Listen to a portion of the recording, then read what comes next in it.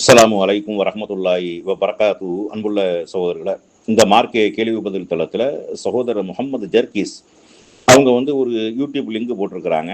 அதில் வந்து இயேசுவின் ஊழியன் அப்படின்னு போட்டு, அதாவது சியா இசத்திலிருந்து ஒருவர் வந்து கிறிஸ்தவத்துக்கு மாறி இருக்கிறாரு அப்படின்னு சொல்லி அவருடைய ஒரு பேட்டின்னு சொல்லிட்டு என்ன செய்கிறாங்கன்னா, ஒரு பெண் வந்து என்ன செய்கிறாங்க, ஸ்கிரிப்ட் எழுதி என்ன செய்கிறாங்க, பேசுகிறாங்க.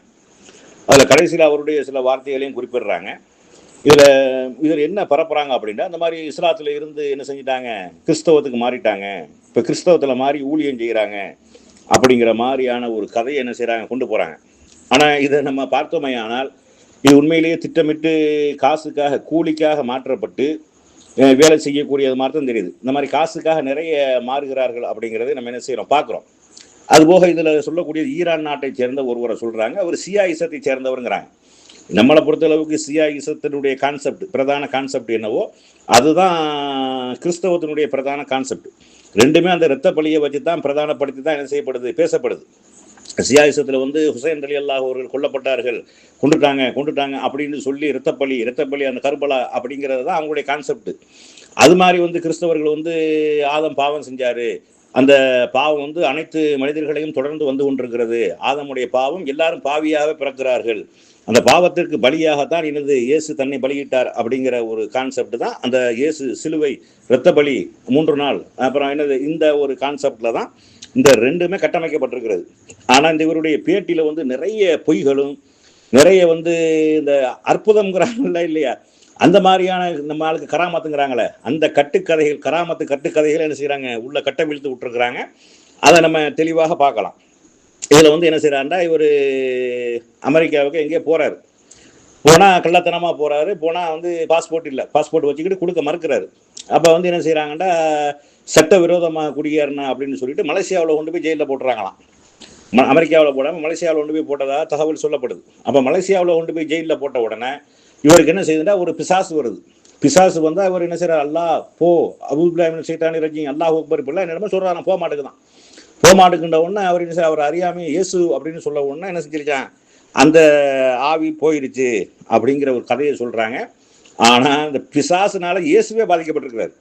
வச்சு செஞ்சிருக்குது எது, இந்த பிசாசு என்பது 40 நாள் இயேசுவை வச்சு செஞ்சு விட்டு அவர் அது இயேசு பிசாசினால் பீடிக்கப்பட்டு பாதிக்கப்பட்டு அவர் 40 நாள் பசியும் இல்லாமல் ஒன்றும் இல்லாமல் இருந்து அந்த பிசாசு வந்து கல்லுகளை எல்லாம் அப்பமாக்கு, மலையிலிருந்து குதி, இப்படியெல்லாம் என்ன செய்யுது, அவருக்கு போதனை செஞ்சது. இவருக்கு பிசாசு 40 நாள் கட்டுண்டு கிடந்தார் அப்படிங்கிறத நம்ம என்ன செய்கிறோம், பார்க்குறோம்.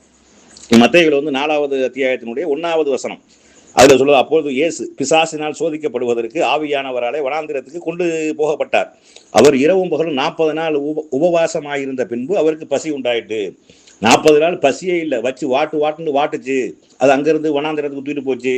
அப்புறம் மலை இங்கே இருக்கக்கூடிய எல்லாத்தையும் அப்பமாக்குன்னு சொல்லிச்சு. அப்புறம் உச்சி மலையில் கொண்டு போய் இங்கேருந்து கீழே குதின்னு சொல்லிச்சு. பாறையில் உடம்பு படாமல் இப்படியெல்லாம் என்ன செய்யப்படுது, சொல்லப்படுது. அப்போ பிசாசு இவருக்கு விரட்ட முடியலை. இவர் பிசாசு கட்டுண்டு, பிசாசுனால பாதிக்கப்பட்டு, பிசாசுனால பாதிக்கப்பட்டு 40 நாள் வச்சு செஞ்சு விட்டுருக்கிறது. இவர் என்ன செய்யறாரு, அது என்னமோ வந்து இதெல்லாம் கதை, இதெல்லாம் வந்து என்னது, இப்படியெல்லாம் ஒருவர் இருக்கக்கூடிய இடத்துல இன்னொரு உருவம்லாம் வர்றதுலாம் அப்படிலாம் ஒன்றுமே கிடையாது. இது இவங்களாம் வந்து புனைந்துரைக்கப்பட்டு அவர் என்னது காசுக்காகவோ அல்லது இந்த மாதிரியாக செய்ய வேண்டும் என்பதற்காகவோ அல்லது உண்மையிலேயே மனநோய் பாதிக்கப்பட்டவராக கூட இருக்கலாம். அந்த மாதிரி என்ன செய்யறாரு, ஒரு கதையை சொல்றாரு. அப்புறம் வந்து என்ன காப்பாத்து அப்படின்னா காப்பாற்றி வைக்க முடியும். ஆனால் இயேசு தன்னைத்தானே காப்பாற்றி கொள்ள முடியல. இயேசு வந்து விரும்பி பலி கொடுத்தார், விரும்பி பலியை ஏற்றுக்கொண்டார் அப்படின்னு ஒரு கதை சொல்றாங்க. ஆனால் அவர் விரும்பிலாம் பலி ஏற்படலை. அவர் ஓடி ஒளிஞ்சாரு, இந்த மாதிரி செஞ்சாரு. கடைசியில் தூக்கில் 9வது நாள் தூக்கில் போடக்கூடிய நேரத்தில் இது வந்து மத்தேயுவில் வந்து 27ஆம் அதிகாரம் 46வது வசனத்திலையும் இன்னும் பல சுவிசேஷங்களையும் சம்பந்தமாக சொல்லப்படுது. 9ஆம் மணி நேரத்தில் இயேசு ஏலி ஏலி லாமா சபக்தானே என்று மிகுந்த சப்தமிட்டு கூப்பிட்டார். இவரை வந்து என்ன செய்யறாங்கன்னா, சிலுவையில் அறையக்கூடிய நேரத்தில் அவர் கத்துறாரு, சப்தத்தோட என்ன செய்யற கத்துறாரு, ஏலி ஏலி லாமா சபக்தானி. அதுக்கு என்ன அர்த்தம்னு அவங்களே போடுறாங்க. அதுக்கு என் தேவனே ஏன் என்னை கைவிட்டீர், இப்படி அநியாயமா என்னை கொல்ல விட்டுட்டியே, காப்பாற்ற மாட்டேன் என்று சொல்லி அவரை காப்பாத்தல, அவர் கொல்லப்பட்டார் அப்படிங்கிற ஒரு செய்தி என்ன செய்யறாரு. ஏன்டா உண்மையிலேயே விரும்பி பலி கொடுப்பவரான இது சொல்ல வேண்டிய அவசியமே இல்லை தானே. நான் வந்து மக்களுடைய அந்த எல்லா பாவத்திற்கும் பரிகாரமாக நான் வந்திருக்கிறேன், பெரிய பலியாக நான் தான் இருக்கிறேன், நான் உங்களுக்கு பலியானால்தான் உங்களுடைய பாவங்கள் எல்லாம் என்னது போக்கப்படும் அப்படி என்று இருந்தால் அவரே முன்னாடி போய் சரணடைஞ்சு என்னை கொள்ளுங்கன்னு சொல்லியிருக்கணும். ஆனால் அப்படி ஒரு சம்பவம் நடக்கலை. இவர் ஓடி ஒளிஞ்சிருக்கிறாரு, கடைசியில் பிடிச்சிட்டாங்க. அவன் காட்டி கொடுக்கப்பட்டார். காட்டி கொடுக்கப்பட்டார்னா என்ன அர்த்தம் அப்படின்ட்டா ஓடி ஒளிஞ்சிருக்கான்னு அர்த்தம். யூதாஸ் என்று சொல்லக்கூடிய ஒரு நாள் காட்டி கொடுக்கப்பட்டார். இஸ்லாத்தின் அடிப்படையில் ஈசா அலை இஸ்லாம் அவர்கள் கொல்லப்படவில்லை. அது வேற ஆள் தான் என்ன செய்யப்பட்டது, கொல்லப்பட்டது. ஈசா அலை இஸ்லாம் அவங்களுடைய அந்த மூஞ்சி மாதிரியாக ஒரு ஆள் தோற்றம் உண்டாக்கப்பட்டு அவர் தான் சிலுவையில் அறையப்பட்டாரே ஒழிய கொல்லப்படவில்லை. அதில் வந்து அல்லாஹ் குர்ஆன்ல தெளிவாக சொல்றான், அங்கே ஆள் மாறாட்டம் செய்யப்பட்டது, அவர் வேற ஒருவரை தான் கொண்டார்கள், ஈசாவை தன்னளவில் நம்ம உயர்த்தி கொண்டோம் அப்படின்னு சொல்லப்படுது. அதுபோக இந்த சம்பவங்கள் திட்டமிட்டு மறைக்கப்பட்டு என்ன செய்யறாங்க, சுவிசேஷக்காரர்கள் எழுதி வச்சிருக்கிறாங்க. ஆனால் இதில் விரிவாக எழுதப்பட்ட ஒரு விஷயம் என்ன அப்படின்னா, பர்னபாஸ் என்ற ஒரு சுவிசேஷம் இருக்கிறது. அதில் இது சம்பந்தமாக மிக தெளிவாக என்ன செய்யறாரு, இயேசு கொல்லப்படவில்லை அப்படிங்கிற ஒரு செய்தியை வந்து அவர் வந்து என்ன செய்யப்பட்டாரு, மேலே கொண்டு செல்லப்பட்டார் அப்படிங்கிறது மிக தெளிவாக அவர் என்ன பர்னபாஸ் என்ற அந்த சுவிசேஷத்தில் சொல்லப்பட்டிருக்கிறது. அதை இவங்க ஏற்றுக்கொள்ள மாட்டாங்க. ஏன் ஏற்றுக்கொள்ள மாட்டாங்கன்னா, இவங்க அந்த பவுல் உண்டாக்கிய அந்த கான்செப்டுக்கு முழுக்க மாற்றமாக இருக்கக்கூடிய காரணத்தினால அவங்க அதை ஏற்றுக்கொள்ள மாட்டாங்க. இயேசுவை வந்து என்னது கர்த்தர் கைவிட்டார் அப்படிங்கிற செய்தியை வந்து மத்தேயு 27:46 ஏலி ஏலி லாமா சபக்தானி, என் தேவனை ஏன் என்னை கைவிட்டீர் அப்படின்னு கேட்கப்பட்டிருக்கிறது. அதுபோக வந்து ஆவியான, அதாவது பிசாசினால பாதிக்கப்பட்டிருக்கிறாரு, 40 நாள் துன்பப்பட்டிருக்காரு அப்படின்னு சொல்லப்படுது. ஆனா அவர் என்ன கதை சொல்றாரு, அந்த ஈரானை சேர்ந்த ஒருவர் சொல்வதாக, அது உண்மையில ஈரான்ல உள்ளவரா இல்லாதவரா அதெல்லாம் நமக்கு தெரியாது. அவங்க ஏதோ ஒரு ஸ்கிரிப்ட் போட்டு என்ன செய்யறாங்க, இந்த மாதிரி பரப்பி இந்த கிறிஸ்தவத்தை வளர்க்கறதுக்கு பாக்குறாங்க. இதெல்லாம் மக்கள்கிட்ட ஈடுபடாது. ரெண்டாவது சியாயிசம் என்று சொல்லக்கூடியது வந்து அதாவது இஸ்லாமிய கான்செப்டுக்கு முற்றிலும் என்னது எதிரானவர்கள். அதையும் நம்ம என்ன செய்யணும், கவனத்தில் கொள்ளணும். அதுபோக இவருக்கு வந்து என்ன செய்யப்படுறது, இவருக்கு பாரிசி மொழி மட்டும் தான் தெரியுமா. பைபிளை வந்து இங்கிலீஷில் ஒன்று கொடுக்குறாங்களாம். இங்கிலீஷ் தெரியாதுன்னு சொல்கிறாராம். நீ படி எனக்கு தெரியாது நீ படி அப்படின்ற உடனே அவர் என்ன இங்கிலீஷில் வந்து சரளமாக படிக்கிறாராம். திரும்ப படிக்கிறது சரிதானு என்ன செய்யறாரு, பக்கத்தில் இங்கிலீஷ் தெரிஞ்சவர் கொடுக்கும்போது சரிங்கிறாராம். இது என்ன கதைன்னு பாருங்க. நீங்க இங்கிலீஷே ஒருத்தருக்கு தெரியல அப்படிங்கும்போது படிக்க முடியுமா?